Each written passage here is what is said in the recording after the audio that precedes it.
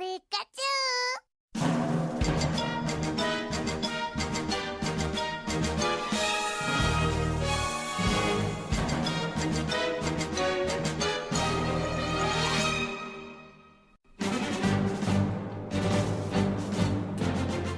Hey, what's going on, guys? You are listening to the Pika Pals Podcast. I'm your host, Pokemon Trainer Jed, and I thank you for tuning in. Now, you probably already know by now, but the Pika Pals Podcast is where I am on a mission to rewatch, recap, and laugh my way through every episode of the original Pokemon anime series. But along the way, I'm going to have special guests on the show that may include family members, friends, or members of the Pokemon universe. And that's what today's episode is. It's a special guest episode. And it's a special guest episode with my good friend, Mark. We get to talk about all things Pokemon. We get to talk about what it was like working in a video game store during the launch of some of the Pokemon games. We talk about Psyduck and why Mark relates to that Pokemon so much. And we get to play the Pick a Pokeball Challenge. So, a nice episode today.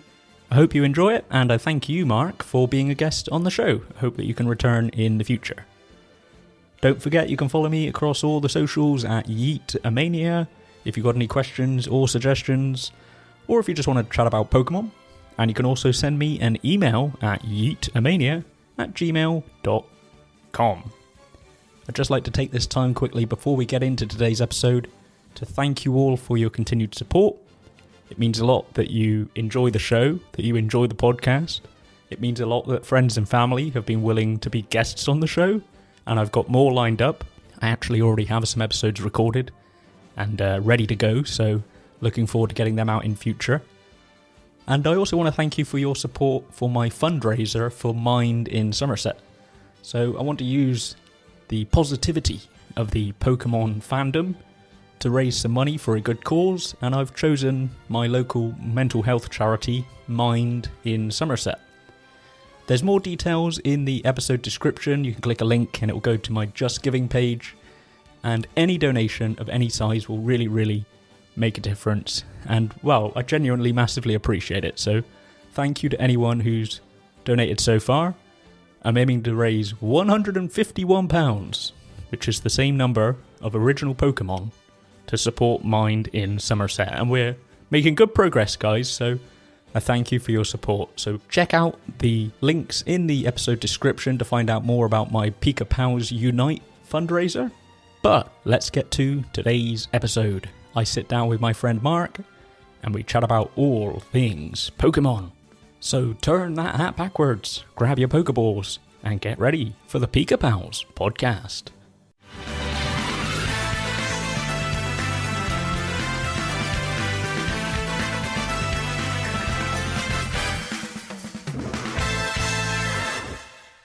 Okay, we're back on the Pika Pals Podcast with another special guest episode. I've been looking forward to doing this one, and my guest today is my good friend Mark. Hello.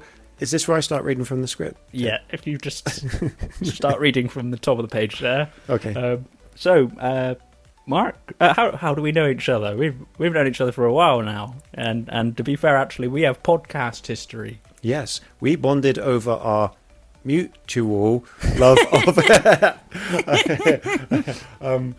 so we worked together. That was where we first met, and we've also podcasted together, content created together, and just basically lived and friendship and natural life together. It sounds very wholesome. And also as well, I will dig out the picture in particular for this one, because unbeknownst at the time, and funny how life works out in that sort of way, and a few years ago we went to a Comic-Con event together dressed as Ash Ketchum and Pikachu. Yeah, and if you won't know this, but there's a bit of a height difference between the two of us, and you'd have to guess which one of us was which. It's definitely not what you would expect. And yeah, so I was a giant Pokemon. I was a giant Pikachu. And not only was that apparently hilarious, but it actually offended a few people. Yeah, it did. That was... we still talk about that story now What was it you had? Was it just like just a beer, like a beverage, just a standard British lager? Yeah, and you were dressed in your Pikachu outfit. Yep. I was dressed as Ash Ketchum, and some people, they were not happy about that. They thought that we were disrespecting what Pokemon would do. We didn't think that they'd take it that seriously, but they did. I got chewed out by a stranger, and the chewing out lasted a good, not only distance in time, as in 5 minutes, but also a good distance through the Comic-Con, with the guy following me, giving me all the reasons why Pikachu would not drink a beer. Which, to be fair, do we know that Pikachu wouldn't drink a beer? Because who's to say that he wouldn't? I know within the realms of maybe the Pokemon universe, like they're probably not going to do an episode where he gets wasted, but at the same time, we don't know for sure. No, I think if I'd actually paid attention to what this guy was telling me, I do think he had a very reasoned argument as to why Pikachu wouldn't drink a beer. So maybe that's the guy to answer the question. Maybe he's intolerant to something. Maybe they like, what do they have in beer? Maybe it's the liquid. Maybe it just doesn't interact with the electrics. Maybe, yeah, that's true. Yeah, yeah. We should have thought, shouldn't we? Yeah. In hindsight, I don't even know. I would have gone with Charmander, but then that also probably would have had consequences with the water and the beer and the fire. And what Pokemon would be acceptable to drink a beer? That's a question for the listeners as well as on the spot. From like the original sort of lineup. The only answer I've got, I got two answers. One is science based, and that's Magikarp, because he kind of looks like he's drunk a lot and just passed out on the floor and just flopping around. Yeah, that could be the reason why he does that anyway. And then the other one would be Mr. Mime, just because for obvious reasons that Mr. Mime just is clearly a drunk. That would explain a lot. Yeah, that would explain a lot. But no, I'll dig out that photo and I'll pop it on social media of our Pokemon cosplay. That's one of my favourite cosplays that we did. Actually, we've dressed up a few times as a pair. Yeah, we've done Rick and Morty. As well, or Evil Rick and Morty. Evil Rick and Morty. So that's not related to Pokemon, but we've done that as well. Well, actually, we did bump into like a rival Ash, and he had a Charmander. Yeah, it was like another cosplay. Yeah, like the Shelbyville version. Yeah, I'm not too sure the Charmander was as into it as the Ash was, but yeah, it was a good little like mini cosplay meetup. And also, Mark, what happened to your Pikachu costume? Do you want to say the sad ending? Well, yeah, I used to work in a place that would do charity days where everyone would dress up for the charity days, and I wasn't backwards and coming forwards about the fact that I had this. I should probably say it's more of a onesie. It was more of a onesie than an outfit, and I did buy it very cheap on Amazon, which is part of the charm. It did look. It had its charms, put it that way. And I said I was going to wear it into work for this charity day. But I was being very shrewd about it, and I took it in a bag to make sure that I didn't end up the only person dressed up, and there's just one person walking around in a Pikachu outfit, which again, in hindsight, I probably should have done because it would have been hilarious. But I did that, went in, no one was dressed up, so I just left it in the changing room, and then just left it. I must have gone home and left it in the changing room, never to be seen again. And like the next time I had the fancy to wear the Pokemon outfit, I've searched high and low, and I've definitely left it in this changing room, and I'm fuming. Pikachu found in Lost and Found, or Pikachu left in Lost and Found.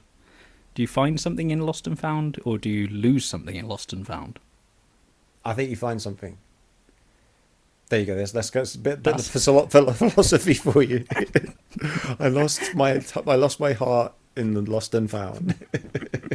A new album by Gary. Pika! Oh wait, no, I have to edit that. I meant to.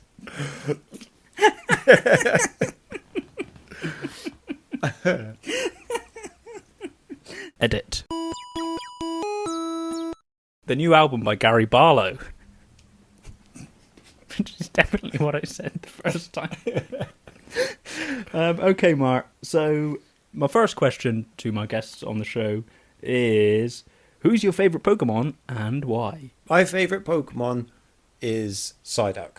And this doesn't work particularly well on an audio-only podcast, but well, it might do, depending on how badly this attacks the microphone. But we actually sat near, I don't know, I guess he's probably life-sized Psyduck. I reckon that's probably, yeah. That I made as a random purchase on eBay, but he comes with the perks, and I apologise if this assaults your ears, but it has the perks of doing this. Oh. Does do another one. One of them is really going to attack you. Yeah, that noise you can hear is him vibrating. And this is the last one.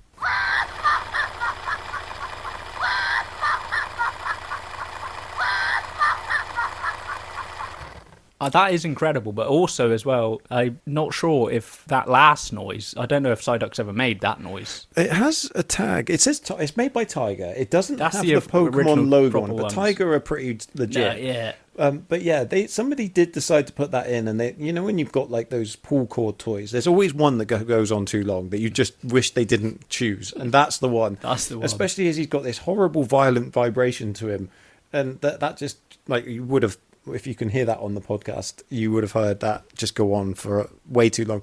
And everyone I show, they think the first two are so immensely cute, and then the third one is an absolute assault. The third one's a bit like the Wookiee Hole Witch. Yeah. Isn't it? International listeners will appreciate that reference. Yeah, as I've been recording the episodes so far, and to anyone who's listened up until now, there's a lot of localized references. Yeah. Wookiee Hole Witch. I should try and get her on as a guest, actually, shouldn't I? What do you think our favourite Pokemon is? Probably one of the, like, Ghastly or Haunter or something like that.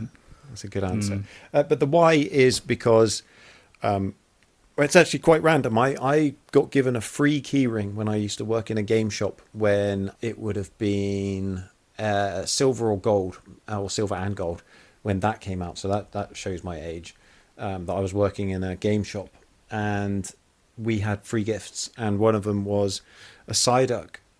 It was a Psyduck keyring, obviously in the shape of Psyduck. Had a very strange feature to it, that it had a light inside it that glowed up red, but it only worked if you hit it really hard on things. So you had to hit this poor Psyduck on like a solid object to make its feature work. And somehow I kind of gained this affinity for Psyduck because I felt so sorry for the fact that people were just bashing this poor thing on desks just to make it work. That's amazing. That's just created like a nostalgic memory. I remember one of those, and it was a little hard plastic, and it was a Meowth one. And you had to bang it, and then the inside lit up red. But like for some reason, you had to really hit it. Yeah, which just doesn't make any sense. No, like in normal everyday keyring life, you would never hit it that hard. No, and I like this keyring ended up looking like a dog had chewed it because so many people wanted to see how it activated. So I was cracking it on the side of everything all the time, and so and poor that's Psyduck. Your introduction to Psyduck came in, was it? It feels like almost like some kind of weird Pokemon Stockholm syndrome there. Like I felt like what gained this affinity for my he's not a prisoner, but you know what I mean, like my captive Pokemon was abused so bad that we kind of like developed this joint love for each other. Well, I assume he loves me.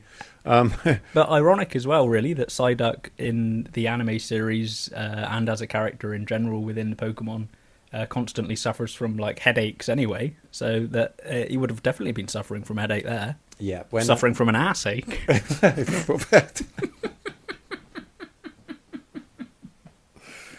Yeah. I loved Psyduck in the Detective Pikachu movie so much that I kind of don't really remember a lot else about the film apart from Psyduck, because he just, as soon as he came on, I was like, that's it. The movie's made for me. Don't need to remember anything else. We're definitely the picture that we'll take that I usually use for the podcast episode, or I put on the socials and stuff. We get a picture with the Psyduck. I really appreciate and genuinely, when I say it, mean this, that the people that I've had on the podcast so far have had like a Pokemon plush when I've gone round to record. You're wearing some Pikachu socks. Yeah, I had a mad rush panic around the house before you arrived, trying to find my Growlithe t-shirt, and I can't find it, and I'm worried it's like maybe gone the way of the Pikachu outfit. It's lost and found. Yeah, but I really like that T-shirt, so I'm actually pretty gutted that I can't find it. It will turn up, I'm sure. But yeah, I was ready to be like fully kitted out. I just don't have any like trousers or anything. I've just got socks. If only. Well, actually, hold on. I'm just thinking. It's because I've genuinely kind of been creating this as I go along, and hopefully I can get to the stage where I can do some video with like YouTube and Twitch stuff, which I think you may be the man to help me with. So you'll be the guy to help me with that, and we do like a fancy dress version.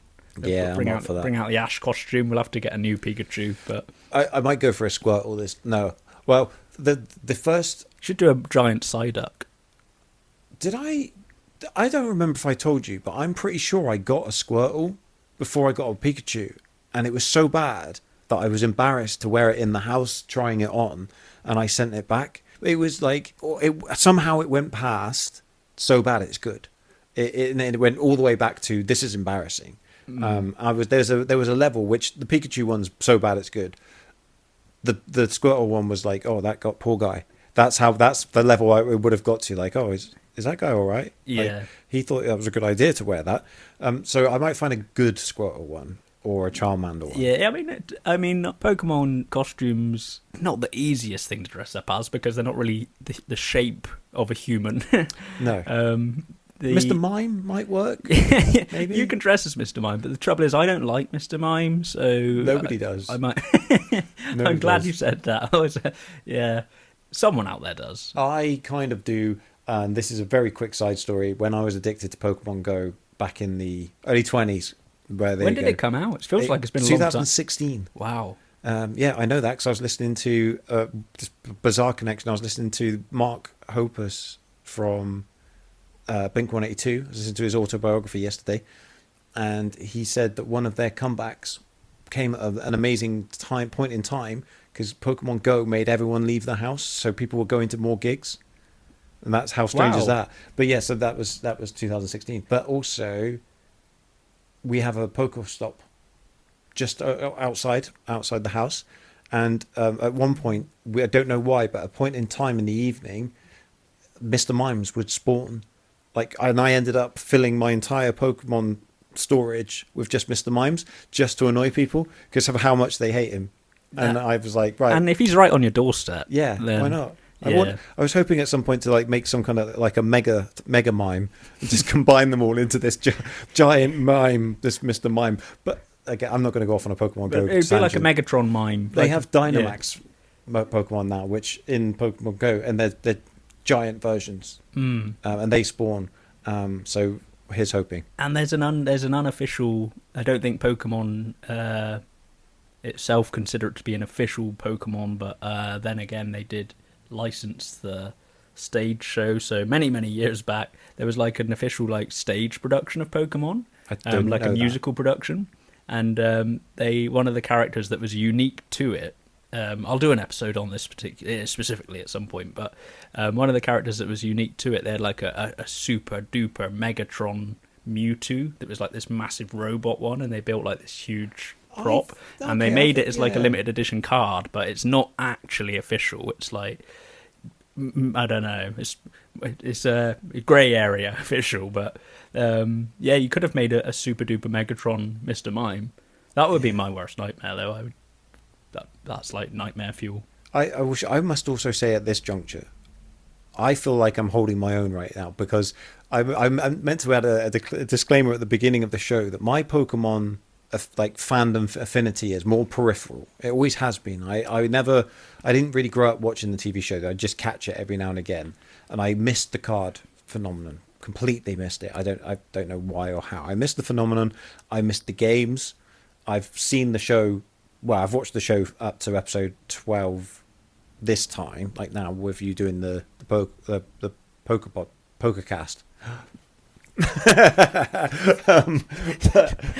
That name again is the Pika Pals Podcast.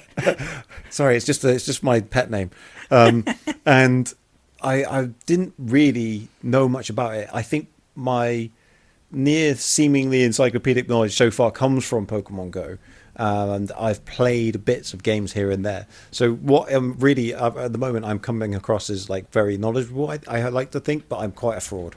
I'm not a Pokemon expert by any means, and I think that there's plenty of people out there that are going to know the ins and outs of Pokemon a lot more than me. I don't really know the games too much, but I've enjoyed learning about it, and it's just one of those things that I think Pokemon from the 2000s onwards, and then when the ball started rolling, and then Pokemon Go just like reignited it. I think everyone knows Pokemon at least, don't they? Yeah. Like it became so big that It's a cultural phenomenon, and it is completely testament to the crazy accessibility of it, that even someone like me who's not really involved in the world of the card game and the Game Boy games onwards can still know that much about it. And I do get overwhelmed though when I went back to Pokemon Go recently, and there's like 1,000 Pokemon, and yeah, I up in the 700s. Boy, does it get weird. yeah. I've seen some of the new Pokemon, I suppose, or the ones that are up in the thousands, and I was like, how's that even a Pokemon? Can I show you a Pokemon? Again, this Yeah. this isn't great for the audio, but so I'll give the name out so that you can, the listeners at home can have a look it up. But it's called Varoom. Is that a lawnmower one? It kind of looks like Beetlejuice got a car and they made it a Pokemon. Kind of looks like a robot lawnmower. Yeah, the evolution is also bizarre. So yeah, that's my new world, is that like as I've come back to the game and I've got so many new ones to collect, that I think Mr. Mime seems normal to me now. Yeah, I think maybe that like I'd gladly accept him with open arms is opposed to some of the new ones nowadays, just because there's so many and some of them are such strange designs. Some of them look like Plumbuses from Rick and Morty. That could be a Pokemon, really, couldn't it? It could, yeah. What would its attack be? Something that I could come up with some interesting things. Not safe for the Not safe for not safe for the Pika Pals podcast.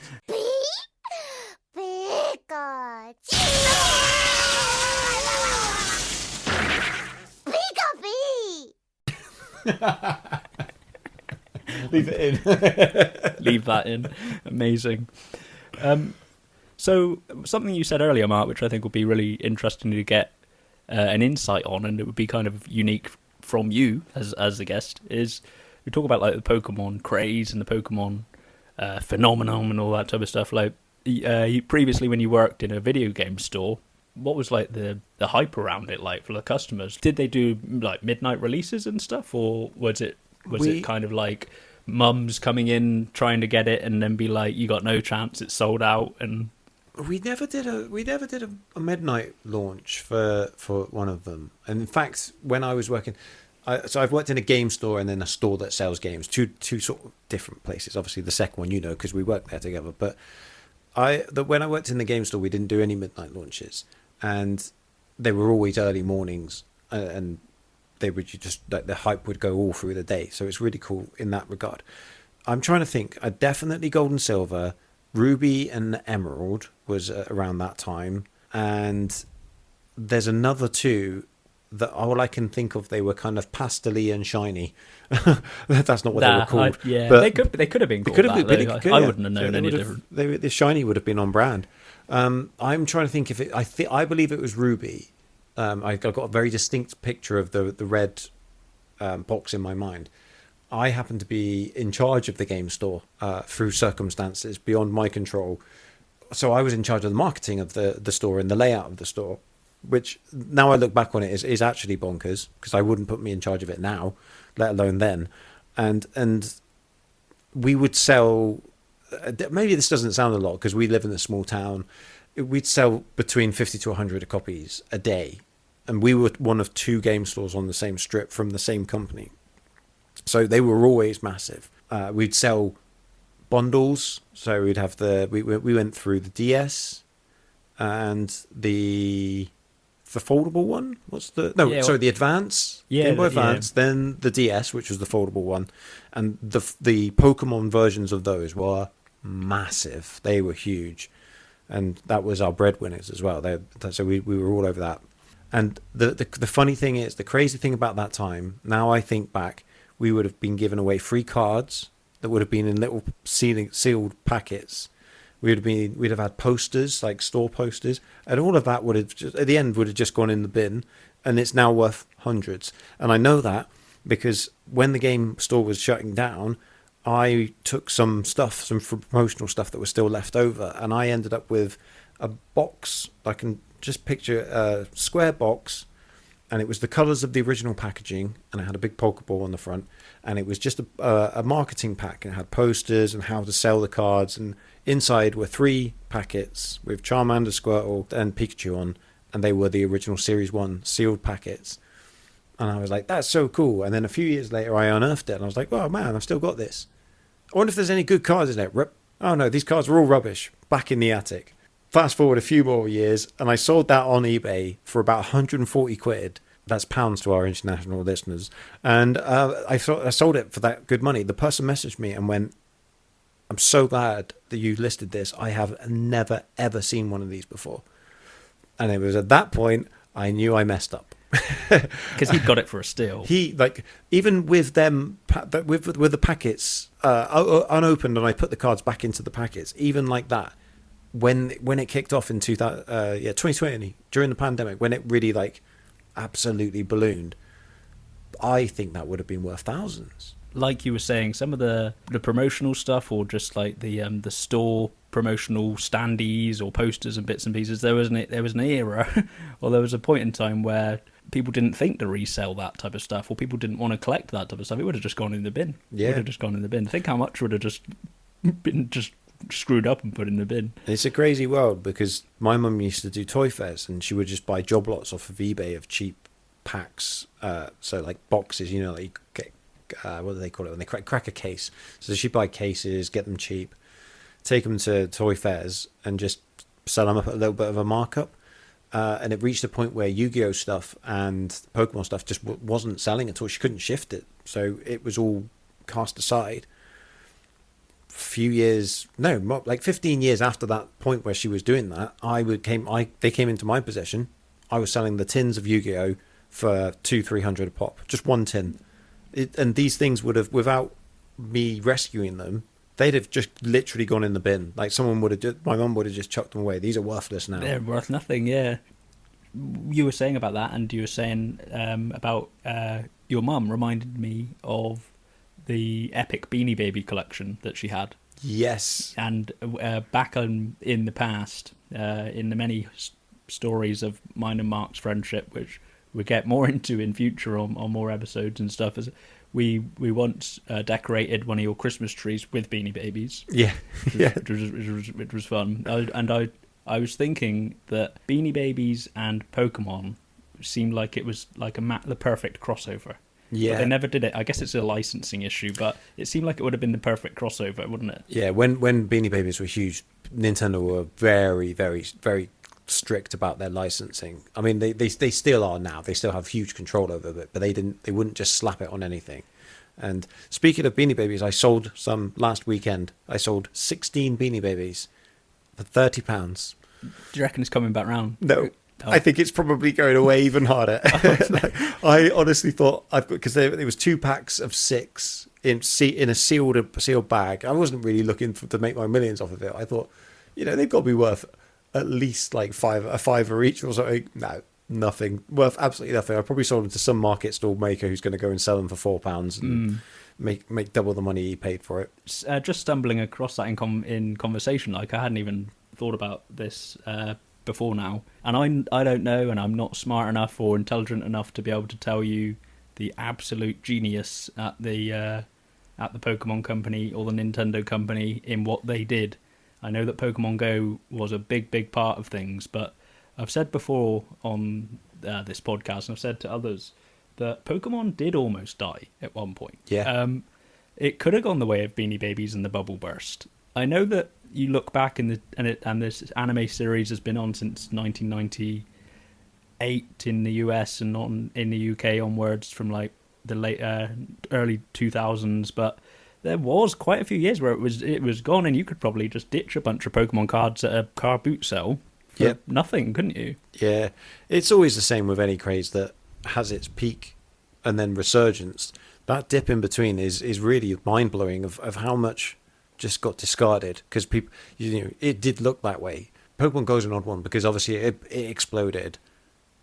2 years later, the mainstream people, the people who jumped on the craze, you'd be playing it and people would be like, that's still a thing. And I think for people who carried on playing Pokemon and collecting Pokemon, people like us who thought or saw that it was dying peripherally, if we'd said, oh, Pokemon's still a thing, there are people who love it and have been playing the trading card game and doing runs through the Game Boy games and the this is an N64. No, that was Stadium on N64, wasn't it? Yeah, they had a couple of games on there. Yeah, Pokemon. Pokemon Stadium. That was the one. Yeah, that was the big one.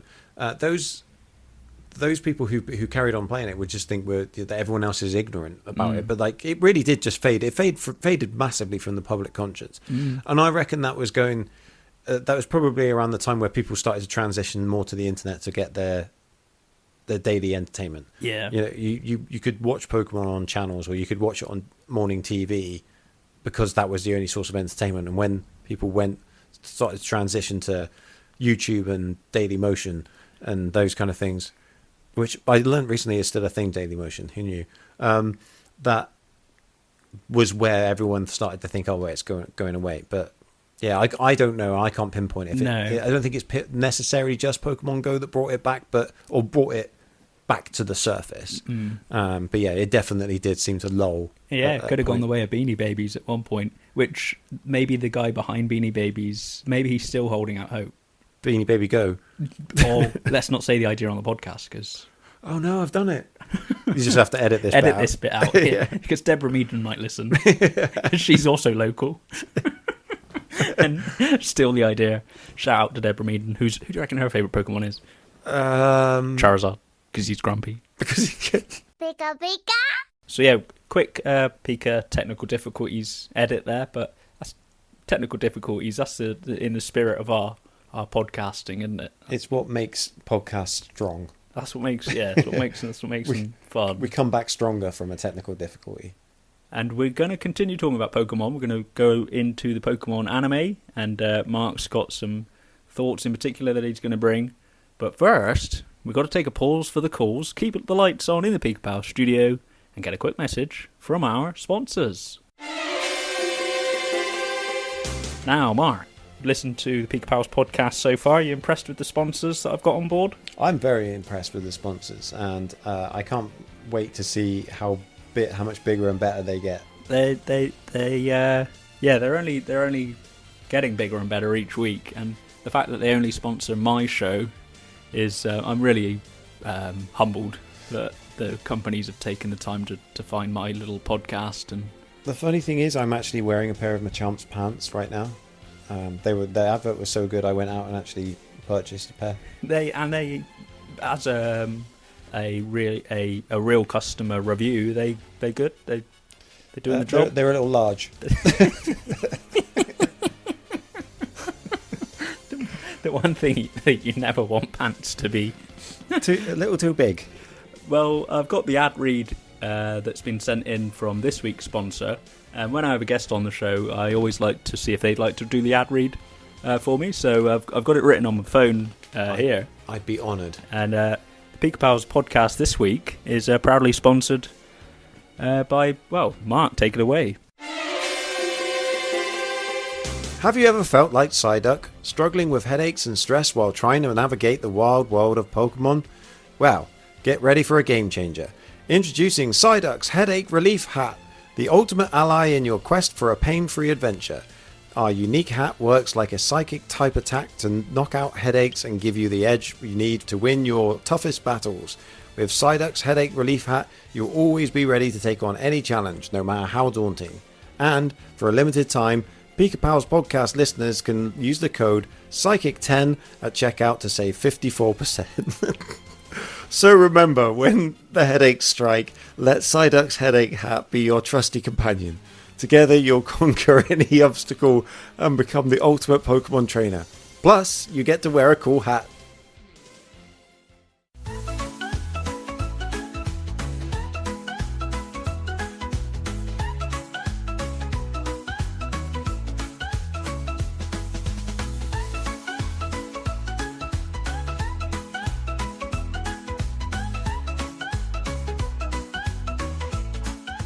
Thank you very much, Mark. It's really good, actually. I think you might have put me out of a job. Thanks.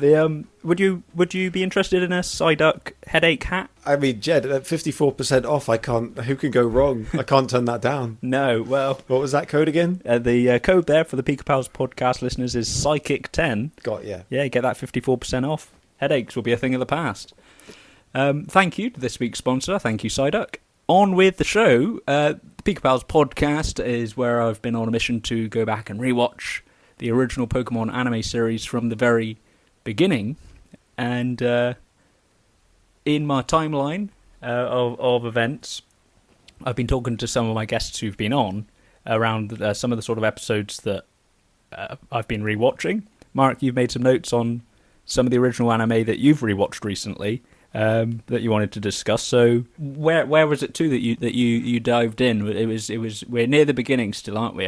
Yeah, I started with episode 1 and I've got up to episode 12 so far, and I believe episode 12 was the Squirtle Squad. And I'll give you a whistle-stop tour of the notes that I made. The early ones were there was a critique. Ash is a whiny punk and Pikachu's a bit of an idiot.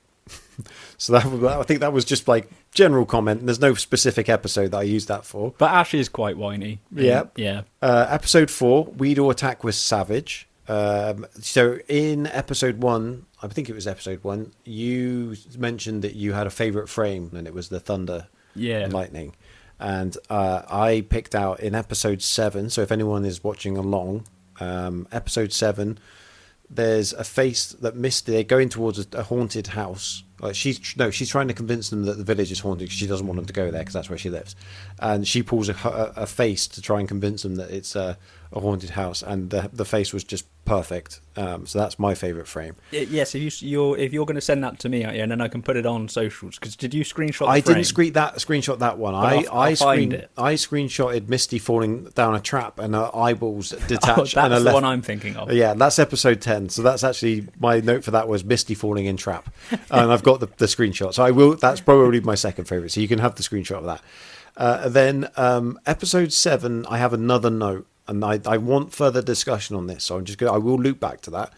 I have episodes 6 to 9, lots of swimming pools. Episode 10, Misty falling in the trap. Episode 11, Damien's accent.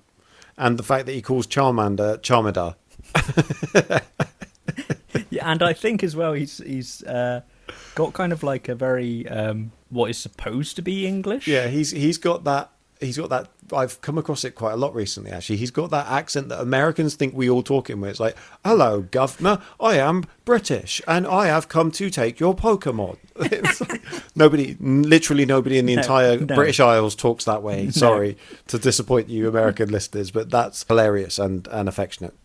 Episode 12 is Meowth saying cruel and unusual, and I did bring this up to you, how it's you've said it before, how they edit some bits out, and the whole phrase would have been cruel and unusual punishment, and he oddly cuts off, and I thought that was a really weird censor of something that they've been so strict on the censoring that they've cut out punishment, the word punishment. So apologies to anyone who is of the age that was censored for, because I think the animation of his mouth, the animation of his mouth still moves, doesn't it? Yeah, it does, and that's really what was the tell for me. This one doesn't have, again, this point doesn't have in the specific episode, but the note is so many holes. That might be plot holes, maybe. But it's plot holes. It's Team Rocket holes. Everyone falls down a hole in pretty much every single episode. Oh, it could be related to Team Rocket holes because they do like digging a good hole. It was all about Team Rocket holes. So episode 7, we know about how Nurse Joy has variants of her sisters dotted around, and then you have Officer Jenny also has variants of hers dotted around. And in episode 7, they encounter another Officer Jenny, and she casually mentions she's her sister-in-law, which made me stop and think for a second. Oh. She's the other Officer Jenny's sister-in-law, which means that Officer Jenny's brother married someone who looks exactly like his sister. And not even just slightly. Exact copy of his sister. Which Yeah, I've having to take a moment to process this because the Officer Jennies and the Nurse Joys in particular, like if they're a group of sisters and they all look the same, then I guess there could be some family resemblance. Why would the sister-in-law look like her? Because there's no family resemblance there. She's not even from the same bloodline. No. I wrote it off as a strange translation quirk. That's the only thing I could think of. But I also wondered why no one in the sound booth or the person who was translating it in script thought, hold up a minute, this guy married his sister. So that was my observation that really stopped me in my tracks during that episode. It was a real freeze frame in my head, and I almost had to go back and make sure that I understood it. But she did repeat it, and I didn't need to go back. And I think maybe it might be slightly different for you, Mark. I know that you're quite a fan of manga and anime and bits and pieces anyway. But one of the questions that people pose quite a lot is whether that original series holds up, or whether it looks too old, or whether it looks like too old. I think that you can tell it's from like the late 90s. Yeah. But I still think it's watchable. What do you think? Do you think it's too dated to watch back now, or it is very repetitive, and it made me realise something, that I did watch quite a few shows that were like it. I used to watch a show called Mysterious Cities of Gold, which is an anime set in Mexico or the South America, and it's a lot of walking to different places every single episode, and I've realized that I've watched anime that's like that now and I can't get into it. And so the example I use is Demon Slayer, because that's just walk fight, and I realized that Pokemon was like that, and I think as a kid that's actually quite kind of what you want. It's slightly stimulating, but it's not to say I didn't enjoy it. It's more that when you rewatch it through different set of eyes many years later, like I've done as well, like you're saying, like the basic structure, or the skeleton structure of like an episode or an arc of a few episodes is they repeat, and then they do it again, they repeat, and then they do it again, they repeat it, don't they? And when you watch it back, you really notice it. Kind of blows my mind, because there's over 1,000 episodes, isn't there? It blows my mind that this series is. I don't know if it changes structure. I don't know if it changes the way that it operates in different seasons, or if they just write the same sort of style, but the same age of people hook into it every time, and then they remember it nostalgically. I'm not sure, but I think it was maybe a little different to how I was remembered it, and how I was expecting it to be. Did the animation style of the episodes that you've watched remind you of anything else? When I have rewatched some of the earlier episodes, and I hadn't seen them for a lot of years, is that the animation style for some of them seemed to a little bit reminded me of, remember like the old Transformers cartoons and stuff, like it was kind of like similar aesthetics. Yeah, and that's the funny enough that I've already brought it up. Mysterious Cities of Gold is exactly what it reminds me of. It's this very 80s 90s unique anime style. It's nowhere near as polished, and you have these things like Misty's eyeball falling out. There's a lot of exaggeration to like. There's almost a comic book element. It's funny because it would be manga in America, in Japan, but like there's this exaggerated style to it. I really like it. I remember when I was watching the first episode, it actually feels like more like a film, like the animated style, and it's very gritty. It's got a weird grittiness to it, and I don't know if that's the age of the prints of the show, or if that was actually the way that it was done. But yeah, it's got its own charm to it that I really like. And it's got its own Charmander. Oh. Or Charmander. Charmander. Oh, Charmander. Oh, you took my Charmander. Okay, it's time for the Pick a Pokeball challenge. Mark, you ready to play? I'm more than ready. I was born ready. You're born ready. So, with the guests I've had so far, Mark, No, you're today's guest. Hello. Although I guess I now have had you on, so you are previous guest. Probably would have to edit this bit. But with the guests that I've had so far, with my brother Luke and Evie and Chris, they played the Pokeball challenge. Essentially, there's 6 Pokeballs here in front of you. You get to pick one of your choice. You don't know what's inside, but depending on who you get, if you choose Squirtle, you will be playing the Pokedex number game. If you get Charmander, you will be playing the Pokemon impression game. If you choose Bulbasaur, you're going to be playing the Pokemon drawing game. You're going to be going up against Eevee because she's played that one so far. If you get the Pikachu ball, we're going to play Pokemon Karaoke Mon. If you get Eevee, we're going to play Who's That Pokemon? And if you get Meowth, which is the ball I'm hoping someone gets at some point, is that they have to do the poker rap. Pick a ball, open him up, see who you get. The listeners at home, I am going in for the ball, but if you hear a squeaking noise, that's because my sofa is very loud. You didn't hear it. Good. Okay. Right, yeah. See, this happens each time I have a guest on as well, is that I forget to explain how to open the ball, so just kind of like pull it or something. Or it didn't. I thought you pressed the button. Yeah, a bit of ASMR ball opening noises coming up. Who did you get? I got Bulbasaur. He looks very happy to see me. Bulbasaur means that you have the drawing challenge. So Evie had this one, and she had been challenged to draw a Poliwag. And seeing as you're a fan of Psyduck, I'm going to give you 1 minute, I'll time you, to give us your best artist rendition of a Psyduck. Okay. Don't worry if you don't have to commentate as you do it, because I'm just going to post your result on social media. Okay, I'm going in.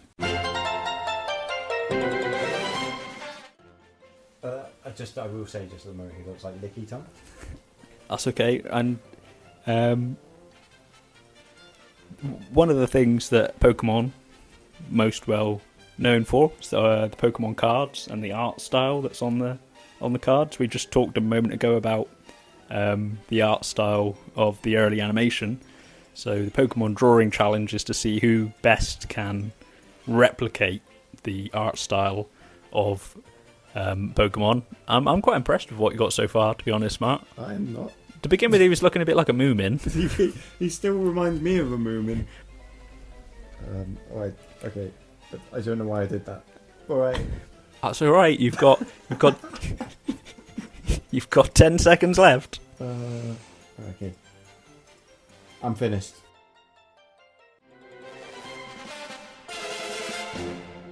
Thank you. Alright. And that brings us to the minute. So there's music and stuff edited in. When you listen back to this, Mark, it's like, oh, look at that! Like, there's music and all sorts edited in. Do you want to sign it? I don't really want to sign it after my last minute of action. That has really made it bad. I thought it was going to be So I didn't look at the toy whilst I was making it, and I'm kind of like close enough.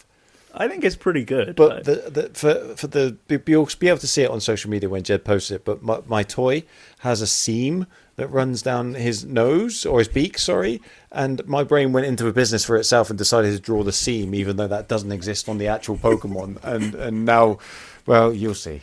I like it. I like that all of these Pokemon drawings are eventually going to have their own little charm. And he can join the Pokemon drawing list with Eevee's Poliwag. So thank you, Mark, for playing the Pick a Pokeball game. Do you want to do some Pokemon jokes? Oh, I would love to do. Oh, I'm so excited, my voice just cracked. So this is the most popular segment of the show. It's time for Joke Him On.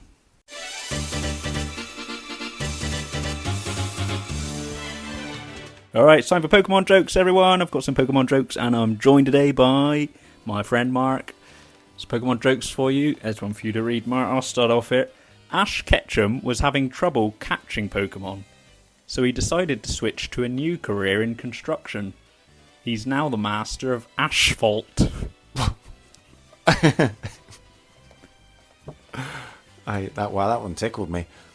Should I go next? Yeah, yep. I was going to tell you a Pokemon joke, but I figured it wouldn't evolve into anything funny. Oh. I mean, I enjoyed it. A Magikarp walked into a wall.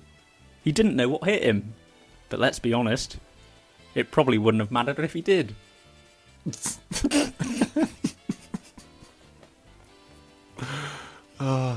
Okay, my friend asked me if I knew how to catch a Pokemon. I told him, I'm not sure, but I've heard they like it when you're well grounded. Did I read that right? Yes, I think that... Why are they booing? Why is the audience booing?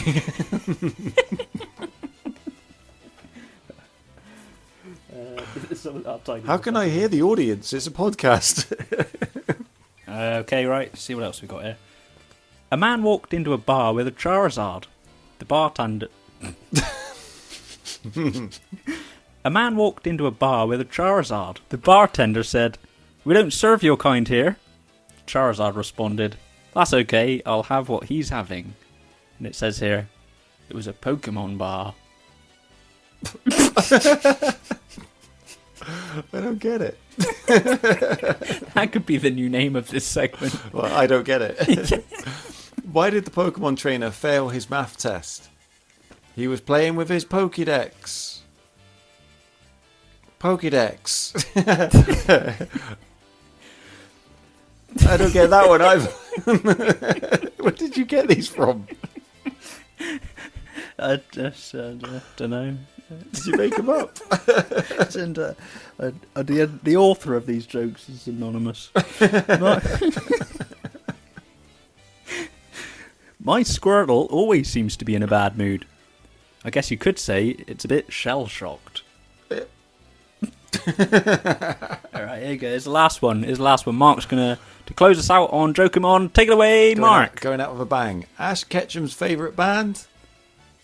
Pokey Smash Mouth. Hey! Pokey Smash Mouth. Pokey Smash Mouth. It was Jokemon, everyone. It's a Jokemon. It's a Jokemon. Cracking jokes, Jed.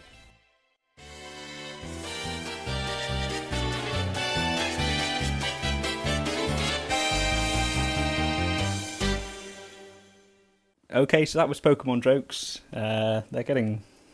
I don't know if they're getting better. They're flatlining, if anything. I've looked in mailbag. There's nothing in the mailbag, I'm afraid, this week, Mark. Oh. No, so... Didn't you get my letter? I sent an actual letter. Oh. Yeah, I must have... I did send it to, like, the Kanto region. Oh, so. That's going to take a while. Yeah. Yeah. But that maybe by, I don't know, episode, like, 50 or, like, 51, around that sort of time, they might have got to me. Maybe. But thank you for one of the questions you sent in previously. This is quite a fun, turn of events where someone who was listening who then sent in a question is now on the show, and I can come to you live in person with the response that they gave me. And they were talking, when I answered your question, I was talking with Evie and Chris. They were guests on the show, and you said which Pokemon would I be if I didn't pick Squirtle because of his sunglasses and stuff. And they were like, yeah, you'd be Bellsprout. Oh, God, that's so harsh. But my brother was like, yeah, you're Bellsprout because you actually look like him. So I think you've just got to lean into it. You've got to lean into it now, yeah. What's the evolution of Bellsprout? From Bellsprout to Weeping Bell. Weeping Bell. Like, I ain't got big lips like Weeping Bell. Weeping Bell. And then Victory Bell's like a huge version. Oh, yeah. What Pokemon do you relate to in that sense? What Pokemon do you think that... Is it Psyduck, do you think? Or... It's partially Psyduck. I did think about this question myself, but I always had a weird affinity with Charmander. Before Psyduck became my favourite, I'd have always answered Charmander, and I think I don't know if it's just because he was a little bit fiery. Before I found my Psyduck, I was also had a bit of a fiery temper myself. Yeah, there you go.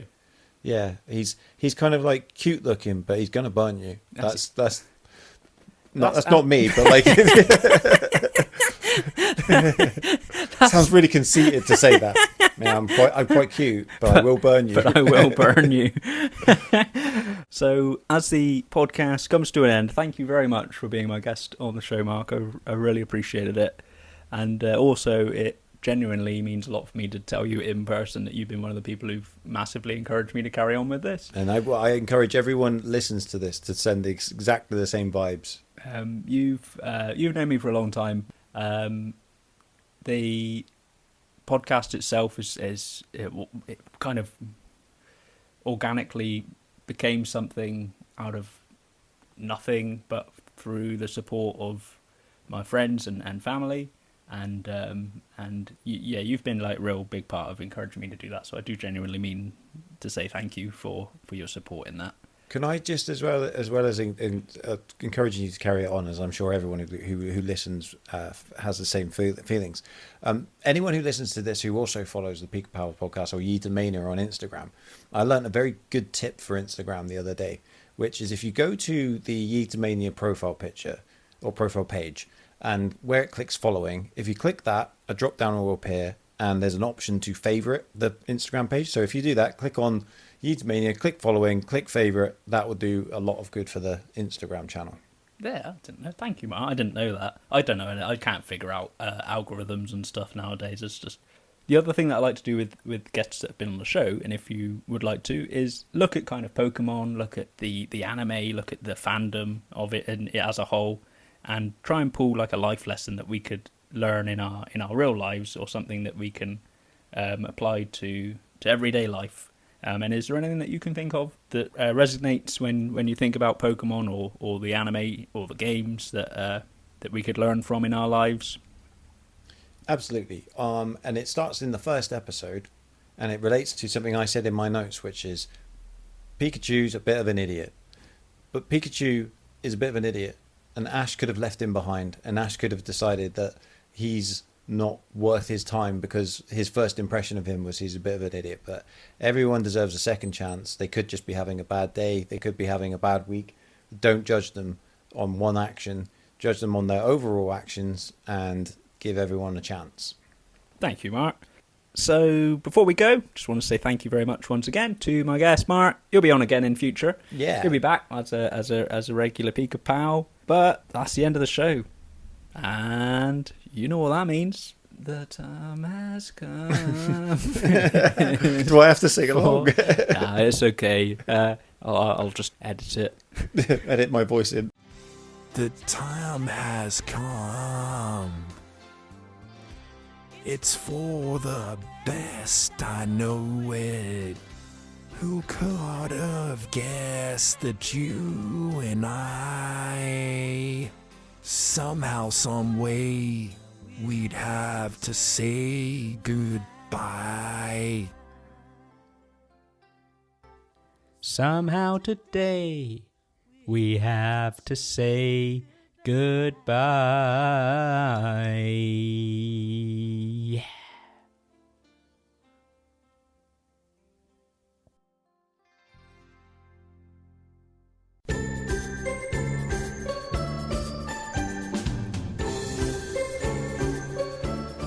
Okay, there we have it, Pika Pals. That was today's episode with my special guest, Mark. Thank you, Mark, for being a guest on the show. I recorded this a few weeks ago, so while I was editing it, it was really fun to listen back to, and it really made me appreciate the great friendship that I have with Mark. So thank you, Mark. And to anyone who's listening, take time to reach out to your friends and appreciate the great friendships that you have with them.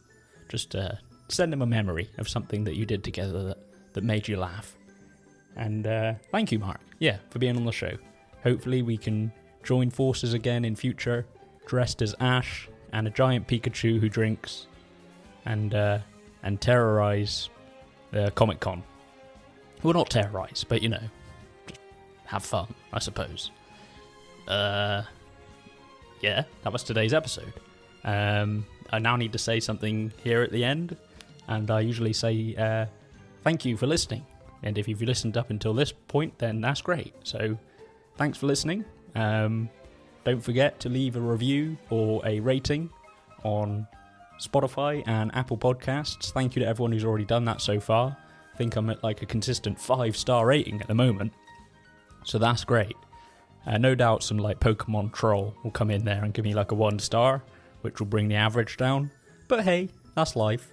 And if you think anyone would enjoy the Pika Pals podcast, listening to me ramble on about Pokemon, then send the episode to them, or just send a link to them in a message. You don't have to explain, just send them the link. Like, go on to Spotify or Apple Podcasts or YouTube. I'm on YouTube now, and you can copy and paste a link and then just send it to someone in a message, or send it to someone in an email, or maybe see the link and write it out fully on a piece of paper, http:// all that stuff, and then write it on a piece of paper, and you could send it to someone in the post. That would be fun, because then they'd receive it and they'd be like, ooh, what's this? And then they'd type it in on their computer and it would load up and they'd be like, okay. You could do that. It's up to you. Basically, what I'm saying is I'd love for you to help me please spread the word about the Pika Pals podcast, and we'll try and get some more Pika Pals involved. So, yeah. And rate the podcast or something. Did I say that? I think I said that. Rate the podcast and leave a review. If you haven't left a review, please leave a review. It doesn't take very long. Although I get it, when someone asks me to leave a review, I'm like, yeah, I'll do it. And then you kind of never do it. But what I'm asking is if you could just please do leave a review, then that would be really kind. Thanks, Mark, for being on the show. I think I said that. And, oh yeah, if you want to follow me on social media, you can do that at Yeetamania. That's Yeet, Yeetamania.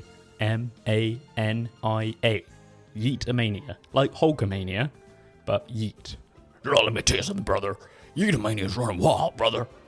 And also you can send me emails at yeetamania@gmail.com. Don't forget about my fundraiser for Mind. More details of that are in the episode description. I've got more special guests lined up. And that's everything, I think. Let me know who you'd like to be a guest on the show. Let's try and get someone really wild on the show, like someone completely out there who's not even, like, let's hope that maybe we'd have like a very, very slim chance of getting them on the show, and then see if we could maybe get them on the show as a guest. That'd be fun. Yeah, cool. You've been the Real Pika Pal, and I've been Jed, and this has been the Pika Pals podcast, and thanks for listening, and bye.